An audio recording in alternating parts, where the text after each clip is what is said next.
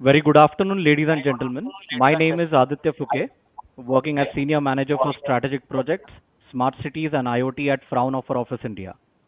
And I extend a very warm welcome to one and all who has joined this live session. As you may all know, the Open Platform Communication, which is the OPC, is the interoperability standard for the secure and reliable exchange of data in the industrial automation space and in other industries. OPC Foundation is a not-for-profit organization founded in 1995. In India, the OPC Hub is hosted by Siemens Technology and Services Private Limited. The steering committee of the hub in India comprises of VDMA India, which is a German engineering federation in India, Utthunga Technologies Private Limited, Persistent Systems, and Fraunhofer. The theme of today's live session is OPC Unified Architecture Unveiled, from core concepts to cloud mastery. So, under this theme, today, the first chapter which we are going to focus on is OPC Unified Architecture Unboxing the India Story. To discuss this chapter, we have eminent panelists joining us live, starting with Mr. Stefan Hoppe. Mr. Hoppe is the president of OPC Foundation since end of 2018. He has been coordinating the OPC expansion into the Internet of Things and Industry 4.0. He has been the global vice president since 2014 and the president of OPC Europe organization since 2010, being the catalyst for initiating license with other industrial consortiums that has resulted in OPC working groups developing companion specifications for the organization's respective information models. Next, we have Mr. Subramanya. Mr. Subramanya is the Vice President and Head of Discrete Automation Systems and Software at Siemens Technology and Services Private Limited. As the Head of R&D and Industrial Automation Group in Siemens, he has 1 decade plus experience in developing products for factory automation and process automation areas. He also heads the OPC Hub in India. Next, we have Mr. Manohar. Mr. Manohar is the General Manager at VDMA India Services Private Limited. In his role, he is heading the VDMA South India office covering the states of Karnataka, Tamil Nadu, Andhra Pradesh, Telangana, and Kerala. There are around 200 VDMA members located in the southern region of India. He is also responsible for woodworking division activities in India, for VDMA Frankfurt and Mechanical Engineering quarterly newsletter published by VDMA India. Last but not the least, we have Ms. Smitha Rao. Ms. Smitha Rao is the co-founder and managing director of Utthunga GmbH. She is an accredited expert at OPC Foundation with 20 plus years of experience. She is responsible for strategic association with consortiums like OPC Foundation, the Open Group, FDT Group, Fieldcom Group, ODVA, and TNO, and author of several IEEE publications and OPC UA book. She has been awarded the Women Entrepreneur of the Year by STPI, Government of India, and Karnataka. A very warm welcome to all the panel speakers. Thank you. Yeah. Now, this is a very humble request to all the live audience. We will take your questions at the last, but you can use the comment box to drop the questions while the panel discussion is in the progress, and we'll certainly try to address them at the last. Now, let's begin the live panel discussion. My first question is to Mr. Hoppe. First of all, congratulations to the OPC Foundation on reaching its 20th anniversary. The journey from OPC Classic era to the OPC Unified Architecture Cloud has been truly remarkable. Could you please provide insights into OPC Foundation's achievements and milestones over the past 2 decades? Additionally, we are eager to know the OPC Foundation's vision for the upcoming decade as well. Mr. Hoppe, over to you. Yeah, thank you so much. And it's a pleasure for me to be here and open this event here with all of my friends from the OPC Hub India. And thank you for the congrats for the 20 years anniversary. 20 years ago, we started with the first standardization workgroup meeting. I'd like to give you a very, very short, comprehensive update on what is the OPC Foundation as a global movement and OPC UA on a 1,000 miles overview level. OPC UA, OPC Foundation is a non-profit organization, and it is really with the goal to provide a secure, reliable solution which is independent from any vendor, but any platform also in any domain. And it should provide you a solution which is able to scale from sensor into cloud and above. And that's what we do very successfully. OPC UA is an IEC standard, but it's also a local standard in multiple regions in the world. And everything what we do is open. The O from OPC stands for openness. So all specifications, once they are released, are open. Sample code is available on GitHub. And also, if you like to move your product to the lab to increase the quality, you do not have to become a paying member. We are proud that we are over 968 members from the OT world, but also the IT world. All big IT companies are member of the OPC Foundation and large end users. So what is OPC UA then? First of all, and that's my overall message, which I have to explain again and again, OPC UA is not just a protocol. It is much more than that. And it is there that I believe that protocols only are less relevant in future. Instead, we want to exchange standardized information. That's exactly the key, and we want to exchange this standardized information horizontally, but also vertical, and we want to be able to bypass layers. And to do this in an international way is exactly to be able to get rid of any vendor lock-in. We are not doing this on our own. We are using technologies which are common on the market. We are not redefining wheels. And we are partnering with a lot of other standardization organizations, and we are cooperating to leverage their domain knowledge. I already mentioned OPC UA is an IEC standard, but also in other regions like China, Japan, Korea, and so on. So to give you a hint, what is OPC UA when it's much more than just a protocol? OPC UA, think about it's first of all a super rich modeling language where you can model everything. Devices which have connectivity and can talk and share some information and data, but you can also use it to model things which are not intelligent and cannot communicate. It is an IT standard with complex data, with all features from an object-oriented modeling language. And then once you have done that, you modeled your robot, your asset, your device, your service, your computer service. After that, you have a couple of protocols and transport mechanisms built in already by design, including also file transfer and the REST interface for easy access from the IT world. And then also security is built in, not only for the transport level, but also who is allowed to see and access what kind of information. And here you see that OPC UA has been started and growing, what I marked here with number 1 in the OT world between PLCs and SCADA and MES. But OPC UA is meanwhile also a standard for connecting the edge to the cloud, which is marked as number 2, with OPC UA over MQTT, and even inside the cloud, providing interoperability between digital twins. Number 3, OPC UA is a highly critical relevant standard. As mentioned, and just as one example here, OPC UA is scaling from edge to cloud, and there are over 53 industrial automation who is who companies who are directly pushing data out of the box to big cloud companies like Alibaba, Amazon Web Service, Microsoft, SAP in a standardized way. And that all means you have super simplified IT integration out of the box with included security. That's really reducing engineering efforts.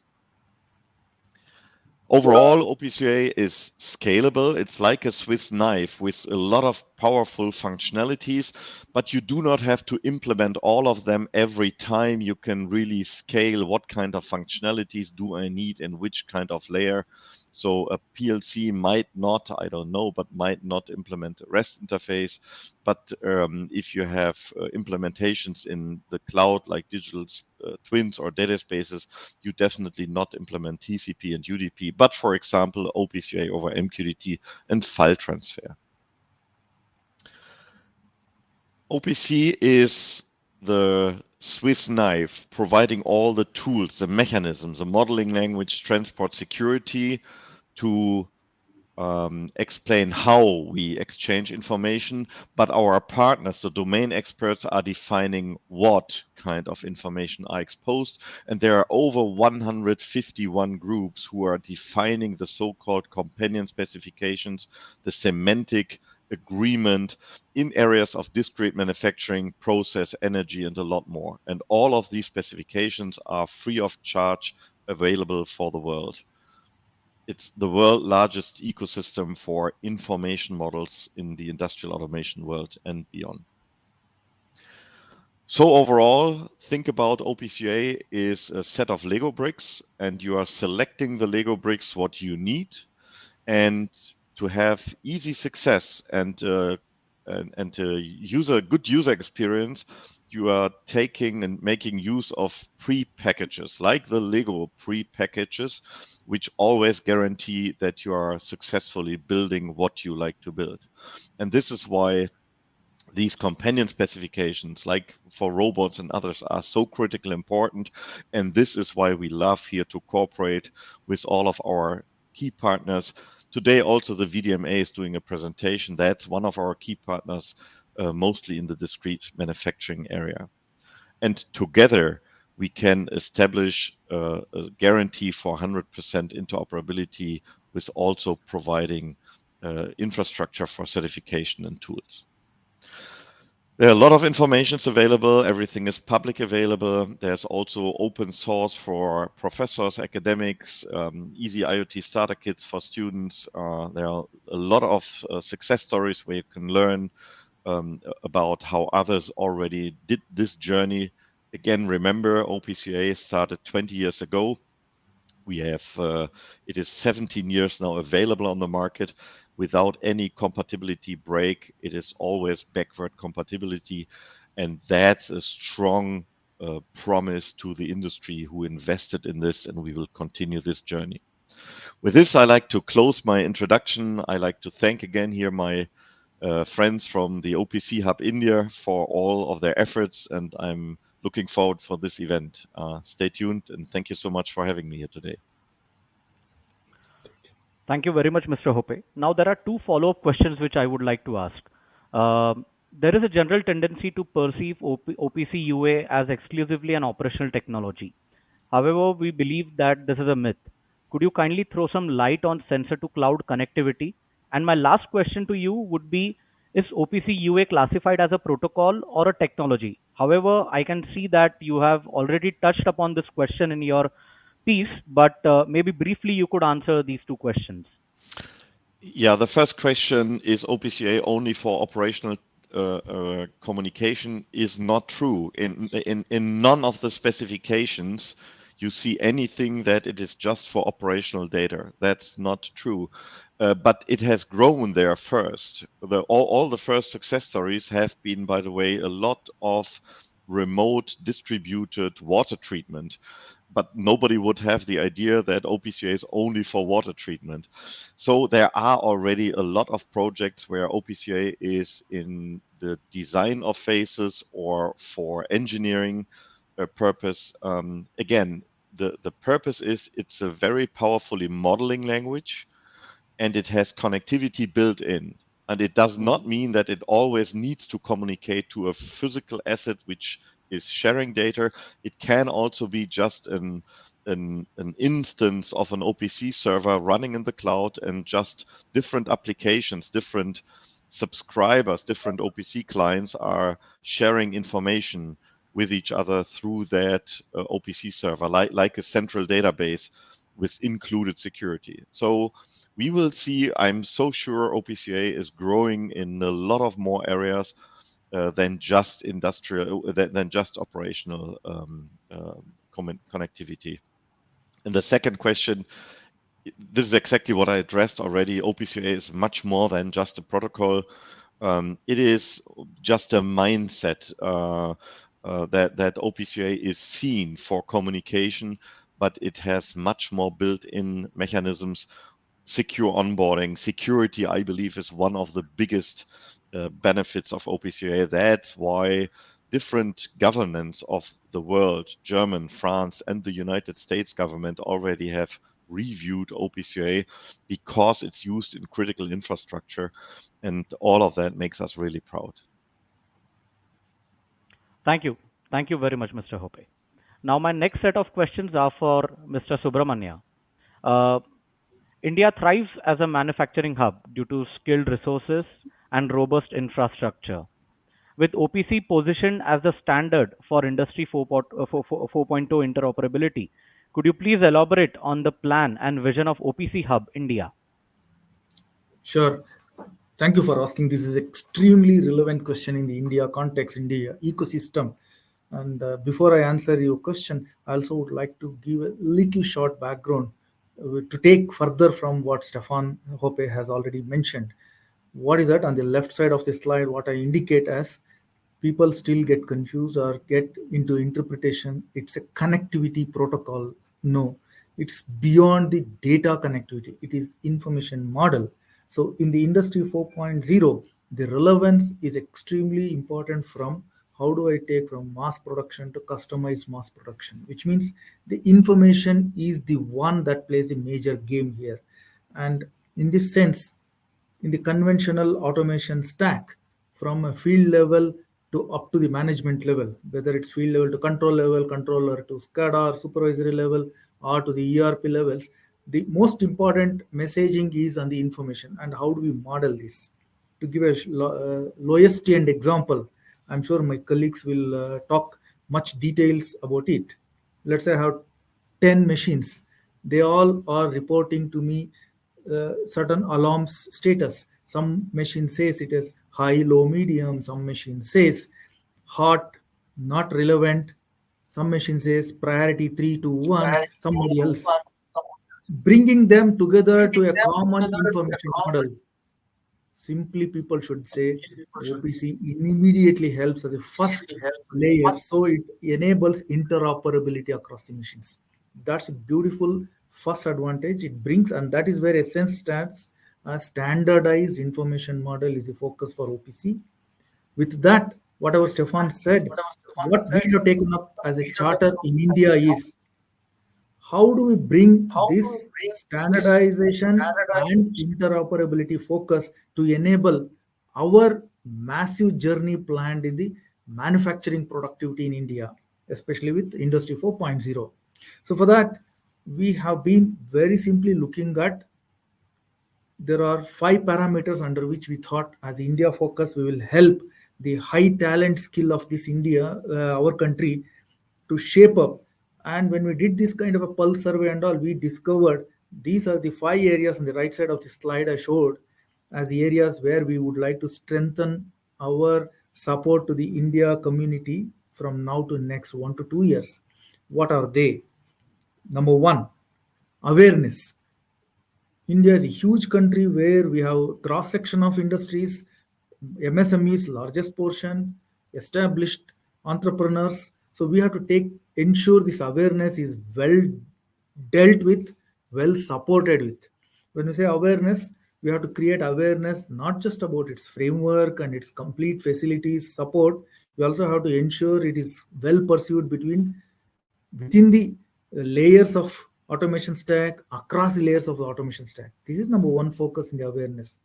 Second one, we also have to bring it out about advantages it brings to the sectors in terms of how interoperability is helping them, whether it could be OT related issues, IT related issues, OT IT integration issues, maintainability issues. That's the second one. Third, most important for us is many times people get a little backstep thinking, okay, should I spend more time? Should I spend more money to go into the OPC UA specifications and adaptations? As Stefan said, OPC UA specifications is free of cost. Most important is its own stack, well-tested stack, is also free of cost. Now, this is an important awareness and support OPC Hub India will bring it to the communities across the world. The second one, adoption process. When we say adoption process, we need how do we facilitate these specifications to actually taking it stack into the product integration or products interfaces integrations. How do we ensure we help the communities in India in the manufacturing space? or the process space. The second one, most important dimension is when you go into solution space, the left side figure, what I've shown as a network of automation.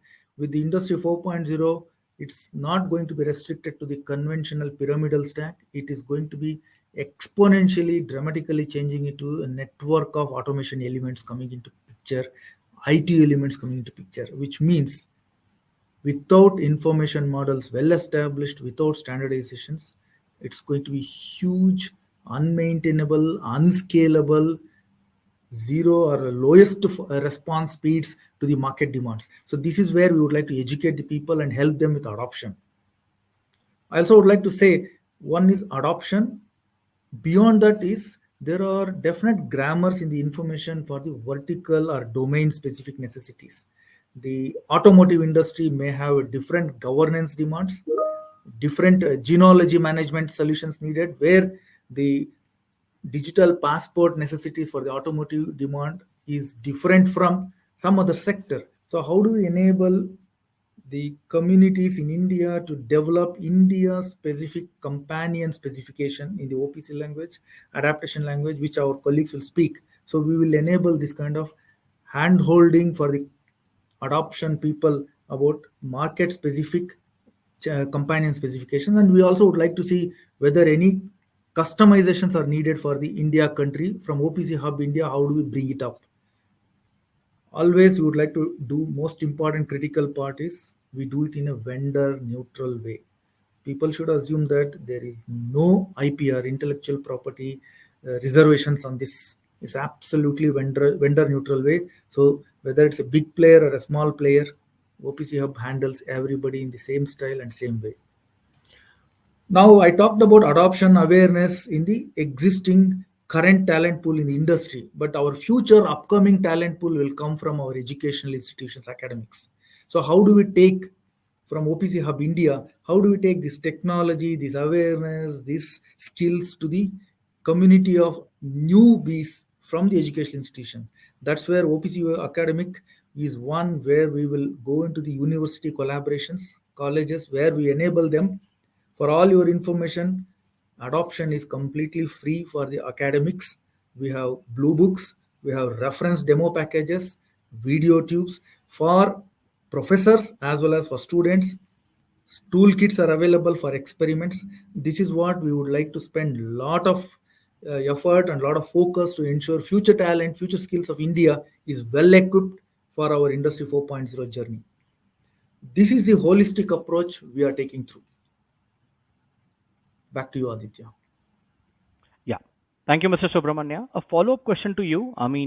Is there a possibility for universities to join OPC Hub India?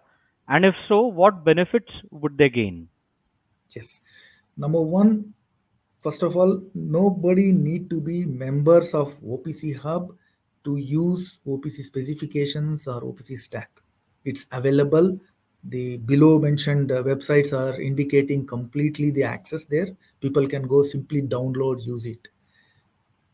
There are 4 kinds of memberships available for general customers of adoption people, where if you become a member, you get an early preview into how the directions are evolving, what changes in the sustainability space OPC protocols or OPC framework will bring later. You will get an early preview. You also will be able to little feedback to the development of specifications.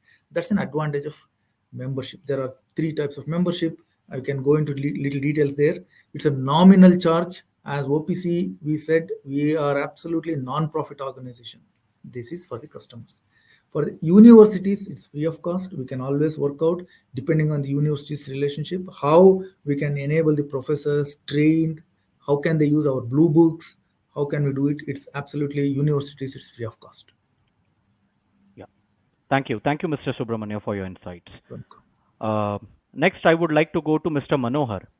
Mr. Manohar, my first question to you is, considering India's manufacturing landscape, could you please elaborate on the prevailing trends observed in the Indian manufacturing sector? Thank you. Thank you, Aditya, for asking the question. Good afternoon, friends, and welcome you all for this interesting web seminar on OPC UA. I'm Manohar, and moving forward, I think as Aditya asked in the question, Indian manufacturing sector is huge. I mean, it's constitutes almost 17 to 18% of the GDP across, and you can categorize the manufacturing sector into three or four stratas. One is the large, which are anyway would be using or have the ability to use smart manufacturing or in the OPC Industry 4.0, which is enabled by OPC UA. So smart manufacturing industry 4.0 is would be easier for the large sector. The next comes the MSME, the micro, small, and medium enterprises. Now, interestingly, there are close to 6.63 million MSMEs and 99% of the micro enterprises, which are one or two people. And if you look at the small sector, they are around 3.3 lakh, and the medium ones are approximately 5,000. So these are the critical sectors which would need to adopt this OPC or smart manufacturing.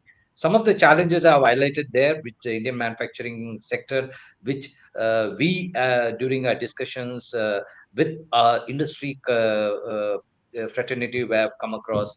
I think lack of awareness and understanding. Mr. Subramanya has already elaborated on it. That's very important. Next comes the skill gap.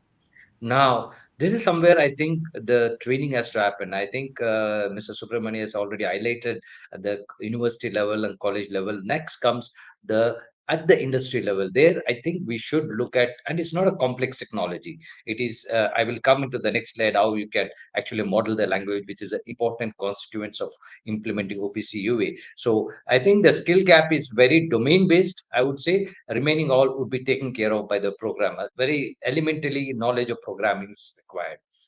Well, legacy systems and infrastructure, the brown conversion of brownfield to the green, I mean, in the smart manufacturing is also very important. I mean, let me put you a very simple example. You have a simple lathe in your factory, and you want to convert this into smart unit. That is, I need data from this. Whether the lathe is functioning, can I get it on my mobile phone or on my desktop? So these are the data. These are the things that smart manufacturing would enable. So what you need to do is just put some sensors there, sensor for vibrations, measuring movement of headstock or tailstock, motor movements. So these are all the sensors that you can put and capture the data and make the brownfield or the legacy system smarter, which is easier. It's not very difficult. And interoperability, it is between the machines and between the lower level to the higher level. It's all possible across. And I think we have already heard Stefan and Subramania, we call him Subs across. So I would be using Subs more frequently. He would be speak. Cyber security, it's inbuilt. It is security is part of the OPC UA. It is ingrained in the system. So you don't have to worry about it. Is in fact, I would always speak. The sensors are the most vulnerable portion who can hackers can attack and take it to the MES or the SAP level. But if you have OPC UA client in the system at this unit level or the edge level or the machine level, I'm sure it is well secured. That's the way it is. Financial constraints, it's a myth, I would say. Everybody might be believe. I mean, wherever whomever we speak to across, they say Industry 4.0 is expensive. It is very difficult, but it's not. It is very easily workable solution, and we can go in depth of it, which is beyond the scope of this web seminar. You can connect to us, and we can explain to us, Mr. OPC of India, and we can explain to you how low investment it is. Well, return on investments, everybody who invested. I mean, we have projects in Germany. I think VDMA, as you all know, is a German engineering federation. So we have projects where in Germany where it has proven that the return of investment would be very. I mean, I'm talking very large projects would be between 12 to 18 months, and the smaller project with the immediate across. Well, I would not like to dwell on the policy framework much because I think it is beyond the external of every organization. But at the end of the day, it's resistant to change. It's a mindset. You need to go. And today, let me put it this way: if you want to, India exports your machines or your products outside, and to have consistent quality and repeatability of operations, you need to have smart manufacturing, which is enabled by OPC UA. So that's the most important thing to go about. I would just tell you very briefly. I would not like to go in depth about what are the benefits you would gain. It's already there. You can get the entire visibility of the supply chain, both the customer side and the supply side, because at the end of the day, today I would need a car suited to myself. That is color, texture, the leather inside, etc., etc., etc. So all this is possible today with OPC UA and smart manufacturing. And then integration of machines. I think it's not to say. I think we have developed it. It is OT integration between the machines and between the various layers in the system across. And we also heard it's OT2, also beyond the space. I think Mr. Stefan was speaking on that.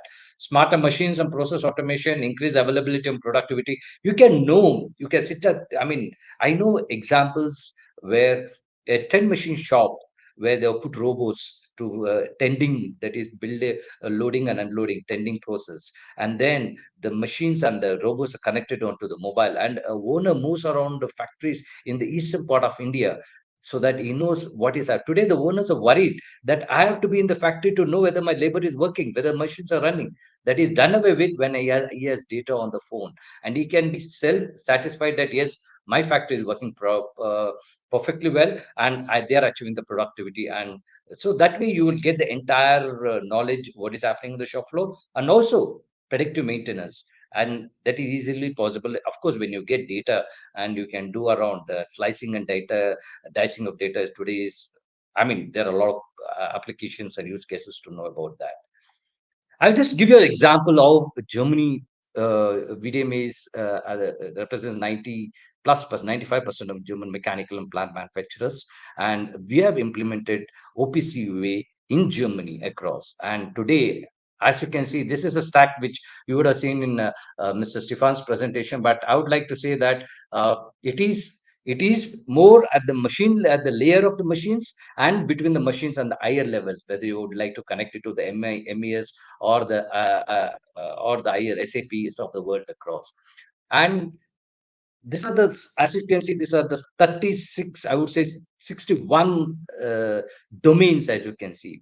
Now, VDMA along with OPC UA, and throughout the last 20 minutes, you heard of semantic language, domain, and the language of the machines. So VDMA is, the most important activity where machineries or machine organization plays describing the machine, the metadata of the machine, what the machine is. All this is captured in sort of a language across, and that is called the semantic language of the entire process, and that is possible.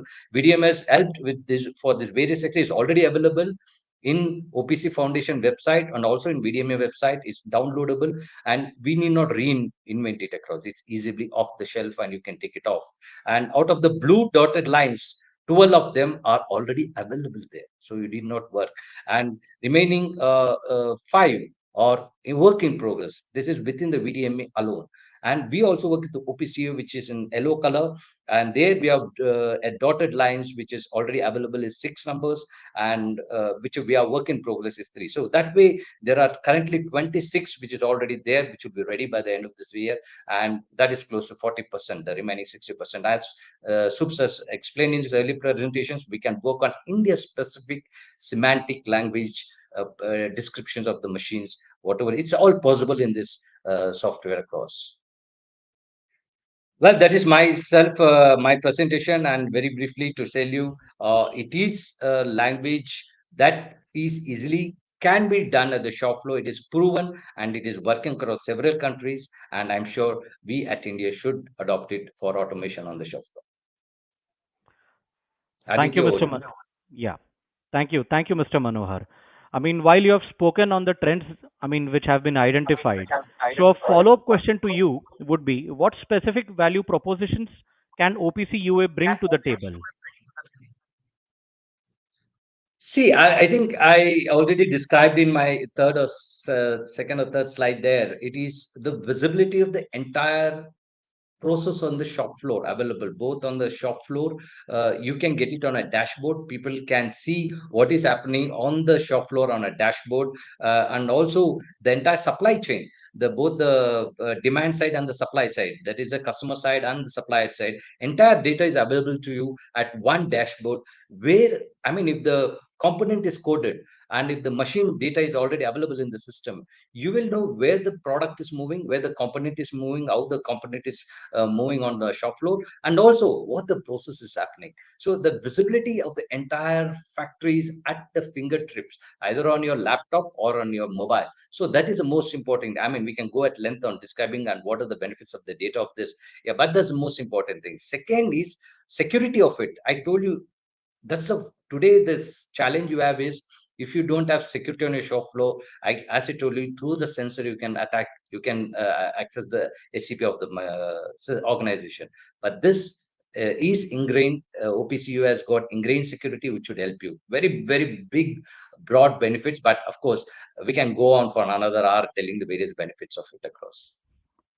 Well, thank you. Thank you, Mr. Manohar, for your insights. Next, I would like to go to Ms. Smitha Rao. Ms. Smitha, my question to you is, addressing a common myth that OPC unified architecture technology is complex. Can you simplify the explanation in layman terms?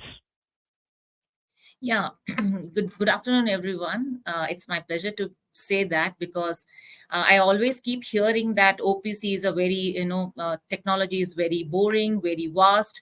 And if you look at the specification, it has a 16 plus parts, and definitely with all the companion specification, it is more. But today I'm going to make it very simple. So since it's afternoon, so I'm going to take a very simple example of Paul going to a restaurant, and then how we can map that to a OPC UA technology. So now, so if you look at now, Paul is hungry as usual. So now he's hungry, and then he wants to go and eat in a restaurant. So how the analogy is, imagine that you have a HMI application in your factory, and that needs the data from your underlying systems. So now Paul actually searches for the restaurant. So he opens his Google map and looks by the nearby restaurant, and then he will find one restaurant which he really likes, and then he sees that there are multiple routes for that particular restaurant to go, and then he decides that he will choose one route to go to that restaurant. The similar concept of what has explained now can be mapped into a OPC world.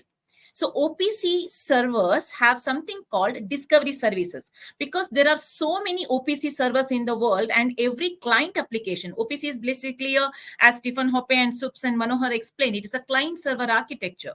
So in the client server architecture, the client has to know which server he wants to see, right? So he will actually go to the discovery services server, which is for us, it's kind of a Google map to get the nearby restaurant. And then based on the choices of the choices that it provides, it gets the address to reach to that restaurant, which is nothing but OPC UA server endpoint URL. So it is like how you go take that, the MG road to get into a best restaurant. He uses this specific URL to go to that specific, server, how to get to that server. Now, okay, from the server perspective, it's fine. Now, imagine, now I'm going to give a perspective from the restaurant. So restaurant, whenever it wants to register themselves into the, Google map, so that, Google Maps finds them, because it increases their business, right? So they have an option to register into the Google map in a, like whether it's restaurant in a nearby neighborhood, or restaurant in a town, or restaurant in the entire India.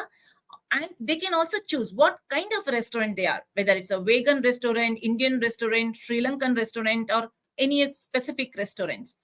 Now, if we map the same thing in OPC UA server world, when you are any server like SCADA server from which my client is, HMI client is trying to get the data, it has an option when it is registering it to the discovery server, how it wants to be registered.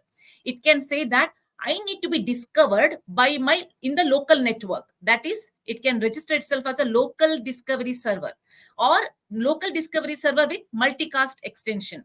Or it can say that my server sits in Bangalore, but it should be discoverable by anyone in any OPC UA client in the world. Then it has to register it as a global discovery services. In this way, any server can say that how that it is allowed to expose its data, and in OPC UA client has an option to reach it to it.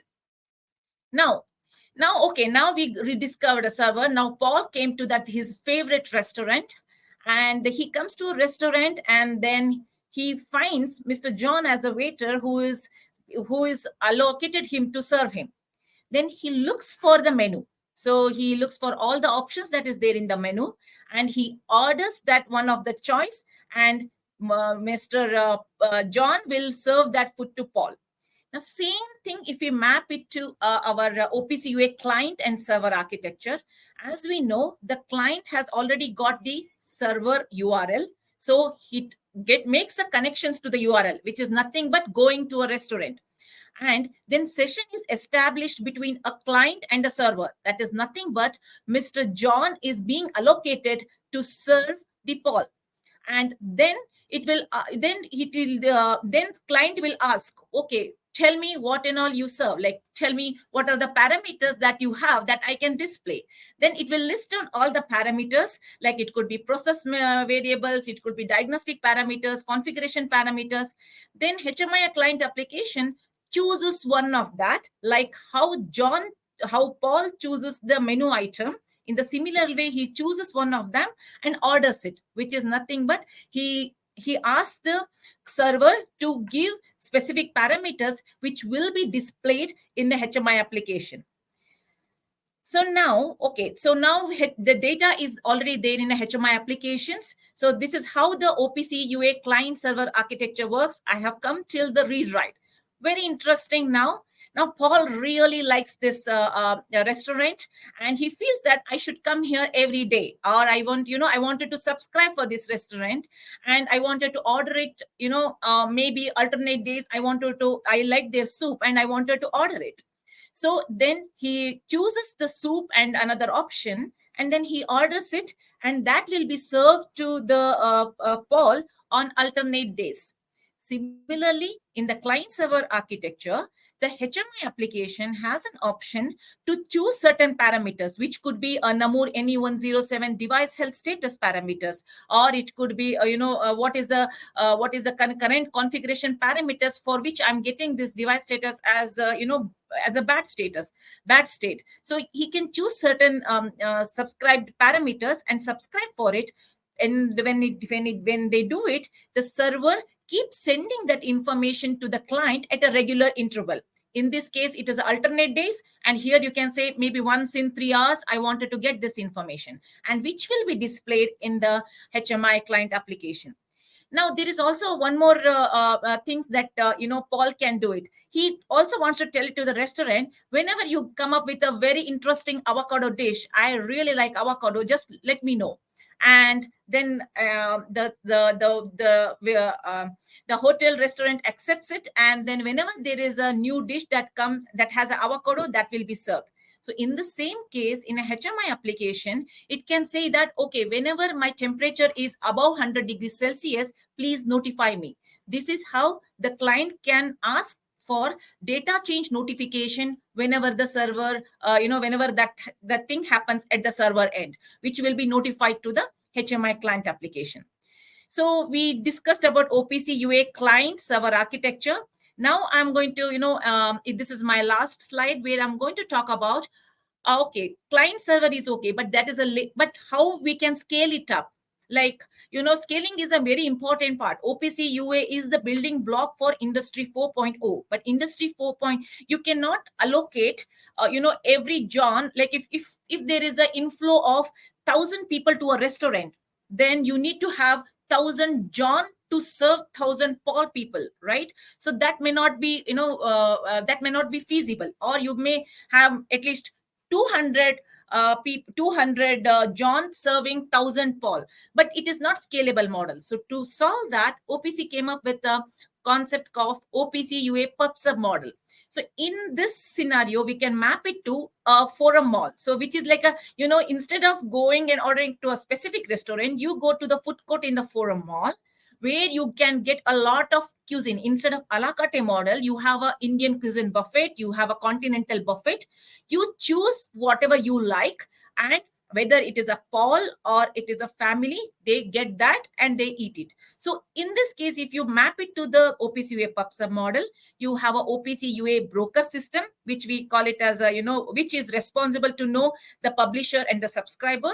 The publisher is one which has the data source. So in this case, that restaurant which is offering a buffet. So it could be a data source, it could be some sensors, anything which is giving the data, and there could be n number of HMI applications, enterprise server applications, which is getting the data from this broker.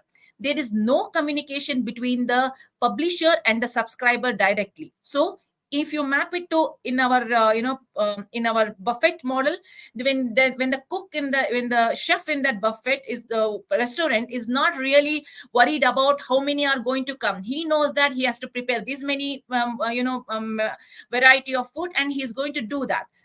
Similar way, that Paul is not like, oh, he's confirming that he's going to this buffet only. It is his choice, so he can choose. So this is how I think this is so simple that OPC is really not hard. So I welcome everyone to, technology is easy, technology is extensible, it is scalable, and it is a building block for Industry 4.0. So it's a myth that OPC is hard. But yes, it requires you to go deeper into the subject and understands it, which is true for any other technology.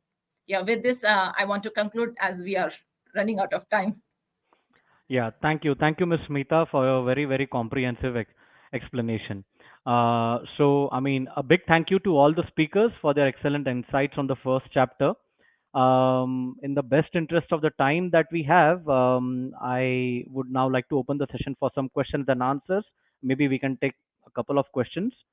Um, let me see if there are any in the comments box.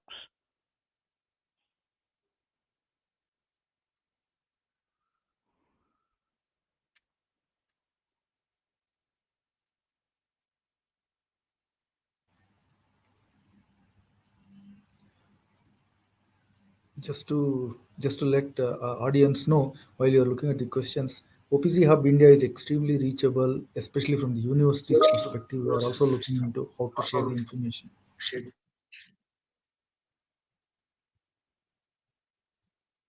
So you can just mention the email ID, OPC at OPC, the reachability is already given in the slide, and I think this presentation will share it. Okay. Okay. Fine. I mean, if there are no questions, then I would like to close the session. A big thank you to our speakers, Mr. Hoppe, Mr. Subramanya, Mr. Manohar, and Ms. Smitha Rao. I believe there were many valuable insights that were exchanged during the session, and I hope the audience benefited from the learning. Thank you to all the participants for joining this live session. In case you have any questions, please feel free to drop an email to opcindia@opcfoundation.org, the email ID that is put it in the comments box. The OPC team will certainly get back to you with a response. Thank you once again. Yeah, Mr. Manohar. Yeah. There's a question, I think. Somebody has posted a question. Okay. 1 second. Yeah, we have a question from Mr. Samuellah. I mean, is it really that easy to adapt the technology?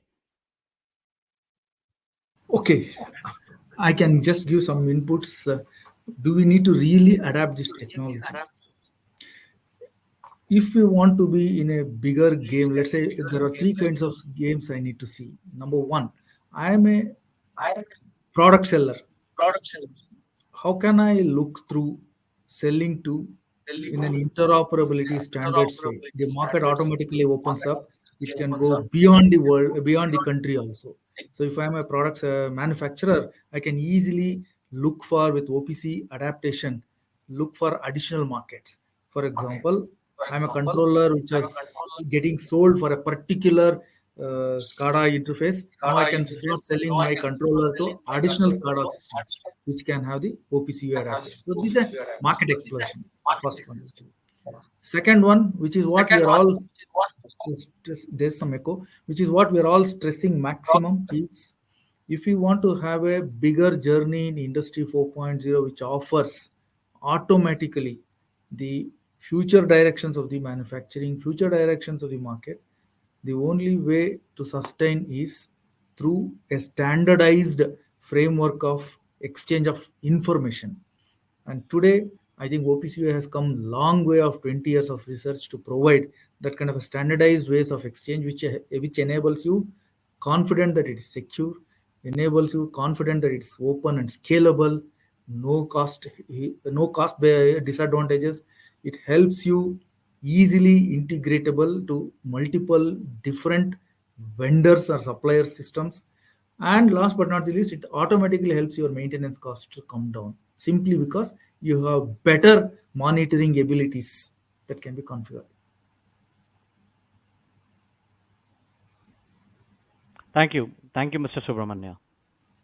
I think then we can close this session. I mean, I have pasted the email ID of OPC Foundation in the comments box. If anybody want to reach out to OPC Foundation, they can drop in an email and the team will certainly get back to you. Thank you once again to all the participants, to all the speakers. Stay safe and enjoy your weekend. Thank you. Thank you, Aditya, for having us. Bye-bye. Thank you all. Have a great day. Bye-bye.